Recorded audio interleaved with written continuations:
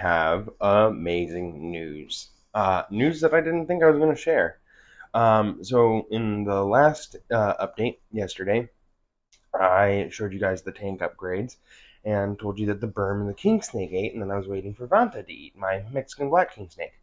Well, she ate when expected. However, shortly after making that video, I came back in to find, to my great shock and surprise, Mars had also eaten. Mars ate out of a deli cup with her first frozen thawed since she went through her hunger strike in a container in a new tank that she had just that night been transported into. That is a complete comeback for Mars, and she is doing better than ever. And I just can't describe to you guys how extremely happy I am that Mars is thriving, like full blown thriving. As she can see, she showed full alertness in this tank. She's exploring it. She's digging through the substrate. She's enjoying the tank. This makes me just so incredibly happy. Like, you guys don't even understand. Like, this snake meant everything to me. She's the one who started all of this. All of this in my room was started because of Mars. And there were a couple times where I thought I was going to have to give her up. I thought I was going to have to put her down. I thought that she had serious parasites. I thought I was going to have to pay thousands of dollars for vet visits, vet payments. She caused me extreme stress, but she also meant so much to me that I couldn't give up on her. And I'm so happy I didn't, because she's just started such an amazing journey for me. And to have her be fully thriving and happy and eating and in a tank again, it's just amazing. Like, I just can't even describe it. Like, she means so much to me, and to have her be happy makes me happy. So it's just so awesome that Mars ate. The other update I have is I got a little bit stressed because of how big that the non-do Chromatus's setup was. It's been in here for quite some time, and it was I just never saw it eat, never saw it come to try to eat or anything like that, never scavenged a meal or anything, and I was getting really stressed that it had burrowed in, died somehow. Well, I have some extreme anxiety sometimes when it comes to my animals. I did something you probably don't want to do, but I knew I had put it in too big of a tank.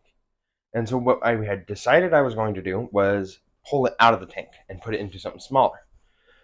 Well, I started digging into the areas I was expecting it to be, and it wasn't anywhere in the thing. I couldn't find it, and at that time I realized, okay, it's either dead and been eaten by a cricket that somehow got in there, or it got out.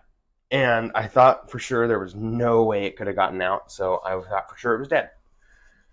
So I dumped out the substrate carefully. I want to put a huge disclaimer right now. I was super careful about this. I was so worried about hurting it, crushing it, moving something and it getting hurt.